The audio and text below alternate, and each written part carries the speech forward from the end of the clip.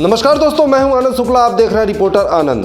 दोस्तों, केंद्रीय मंत्री अनुप्रिया पटेल के बयान पर पलटवार करते हुए जनसत्ता दल के वरिष्ठ नेता और एमएलसी प्रतापगढ़ अक्षय प्रताप सिंह ने कहा है कि ईवीएम से जनसेवक पैदा होते हैं, राजा नहीं। राजा रानी के पेट से पैदा नहीं होता, ईवीएम के बटन से पैदा होता है। स्पष्ट बात करते हैं कि कौशाम्बी में और प्रतापगढ़ में प्रत्याशियों के खिलाफ एंटी इनकम्बेंसी है। देखिए, वो एक्सीडेंटल सांसद और मंत्री हैं। कौशाम्बी लोकसभा का चुनाव इस बार खासा दिलचस्प हो चुका है। जनसत्ता दल लोकतांत्रिक ने किसी भी प्रत्याशी को मैदान में नहीं उतारा है। राजा भैया ने भी किसी भी पार्टी का समर्थन न करते हुए अपने कार्यकर्ताओं और समर्थकों से कहा है कि अपनी मर्जी से मतदान करें। हाँ, राजा भैया ने इतना जरूर कहा है कि कौशाम्बी और प्रतापगढ़ के भाजपा प्रत्याशियों से जनता खासा नाराज है। हम आपसे एकदम स्पष्ट बात करते हैं कि कौशाम्बी में और प्रतापगढ़ में प्रत्याशियों के खिलाफ एंटी इनकम्बेंसी है, मतदाताओं की नाराजगी है। उन्होंने एक जो जनप्रतिनिधि होते हैं उसका पूर्ण रूप से पालन नहीं किया।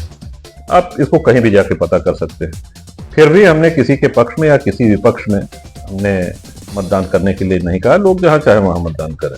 अब कौशाम्बी के सियासी रण में भाजपा और सपा की सीधी टक्कर है।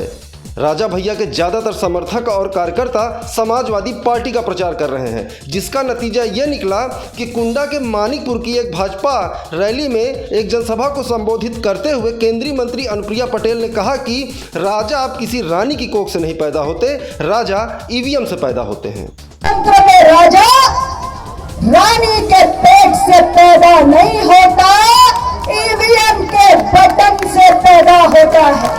अनुप्रिया पटेल के इस बयान के बाद अचानक से सियासी पारा चढ़ गया। कौशाम्बी से लेकर प्रतापगढ़ और अमेठी से लेकर रायबरेली तक इस बयान का असर देखा जाने लगा, जिसका जवाब देते हुए एमएलसी प्रतापगढ़ अक्षय प्रताप सिंह गोपाल जी ने कहा कि ईवीएम से राजा नहीं जनसेवक पैदा होते हैं। केंद्रीय मंत्री अनुप्रिया पटेल ने इस प्रकार का बयान देकर महिलाओं का भी अपमान किया है। देखिए, वो एक्सीडेंटल सांसद और मंत्री हैं। जो भी उनको शायद जानकारी नहीं है, जो भी पैदा होता है किसी न किसी कुल से पैदा होता है और कुल में पैदा होता है। और ईवीएम से नेता पैदा होते हैं, जनसेवक पैदा होते हैं। हमारा संविधान नेता नहीं जनसेवक पैदा होते हैं। संविधान जब बना तो 1947 में रियासतें खत्म हो गई। उसके बाद जनसेवक पैदा हुए हैं और जनसेवक के रूप में राजा भैया ने जब दल बनाया, करीब हमारे ख्याल से 32 साल से आदरणीय राजा भैया एमएलए हैं। उनके नाम पर हम एमएलसी हैं, विनोद एमएलसी हैं। और जनसत्ता दल एक ऐसा दल है, जब से दल राजा भैया ने बनाया तो पैदा होते ही उसके दो एमएलए, एक एमएलसी, दोनों सदनों में उसका नेतृत्व है। और यही नहीं, जिला पंचायत अध्यक्ष और 11 एमएलसी अन्य मिलाकर 11 प्रमुख उनके जनसत्ता दल के हैं। और ये समाज के साथ साथ में कुंडा बिहार और सभी राजा भैया के चाहने वालों का और कार्यकर्ताओं का अपमान है। जनता दल एक ऐसा दल है जो बिना गठबंधन के पैदा हुआ है। बिना, आप देख लीजिए कि इसके पहले कोई अपना दल का एमएलए नहीं हुआ, कोई एमपी नहीं हुआ। आज भाजपा से अलग हो जाए, अकेले एमएलए नहीं जीत सकते हैं। हम तो ईवीएम से पैदा हुए हैं मान लीजिए, लेकिन जनसत्ता दल तो ईवीएम से पैदा हुआ है। वो तो अकेले ईवीएम से भी नहीं पैदा हो सकते हैं बिना सहयोग के। इस बयान का चुनाव पर क्या असर पड़ेगा? अब ये तो परिवार के, समाज के और कार्यकर्ताओं पे है कि वो क्या निर्णय लेते हैं क्या नहीं लेते। तो आप जानते हैं कि राजा भैया ने तो कह दिया था कि इस चुनाव में हमें किसी के पक्ष में बोलना ही नहीं है। लेकिन इस टाइप की जो नहीं बोल रहा है, जो उनके खिलाफ नहीं बोल रहा, उसके खिलाफ बोलना उस मंच से, भारतीय जनता पार्टी से, ये अशोभनीय है। केंद्रीय मंत्री अनुप्रिया पटेल के इस बयान के बाद जनसत्ता दल लोकतांत्रिक के कार्यकर्ता समर्थक के साथ साथ आम जन भी खासा आक्रोशित हैं। अनुप्रिया पटेल माननीय, जैसा कि गोपाल जी ने भी कहा है कि एक्सीडेंटल सांसद हैं, वो तो है ही। दूसरी चीज़, उन्होंने एक नारी होकर एक नारी शक्ति का अपमान किया है। और जहाँ तक बात रही, जो अपने आप को पटेल समाज की ठेकेदार बताती हैं, अपने परिवार को नहीं चला सकी। उनकी माँ और उनकी छोटी बहन अलग पार्टी बनाई हैं, वो पटेल समाज की ठेकेदार बनी फिर रही हैं। उनके पिताजी अपने दम पर कभी विधायक नहीं बन पाए, गठबंधन में आए तो पहली बार विधायक बने।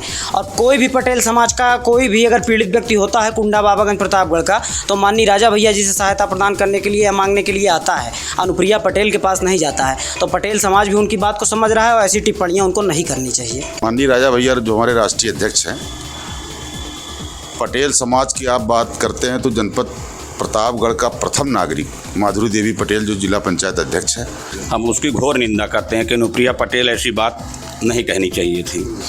प्रथम नागरिक जिला पंचायत अध्यक्ष जो है कुलदीप पटेल को बनाया गया है। यहाँ पटेल समाज के किसी भी व्यक्ति की अगर अनुप्रिया पटेल मदद की हो आज तक, तब वो अपने बिरादरी की बात करें।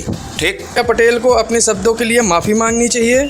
इनकी हम लोग घोर निंदा करते हैं और ऐसे कथाकथित नेत्री को ये बताना चाहते हैं कि आपके पिताजी को इलाहाबाद के अंदर 208 हड्डियों में 108 हड्डी तोड़ने का काम भाजपा के कार्यकर्ताओं ने किया था। उसको भूल गई हैं, वो अपने पिताजी का बदला नहीं ले पाई, तो समाज के साथ क्या खड़ी होंगी। बस इनकी बयान का मैं घोर निंदा करता हूँ। उन्होंने नारी शक्ति का अपमान किया है। राजा भैया इस क्षेत्र में पटेलों के जिस तरह से आगे बढ़ाए हैं, चाहे वो बिंदेश्वरी पटेल रहे हों, कुलदीप पटेल रहे हों, विनोद पटेल रहे हों, जिला पंचायत सदस्य, जिला पंचायत अध्यक्ष बना करके छोड़े। बहरहाल केंद्रीय मंत्री अनुप्रिया पटेल के इस बयान के बाद कौशाम्बी और प्रतापगढ़ में सियासी बयार पलटती हुई दिख रही है। राजा भैया से जुड़ा हुआ एक बहुत बड़ा वोट बैंक समाजवादी पार्टी की ओर रुख कर रहा है। अनुप्रिया पटेल का यह बयान भाजपा को कहीं न कहीं से बहुत बड़ा नुकसान पहुंचाता दिख रहा है।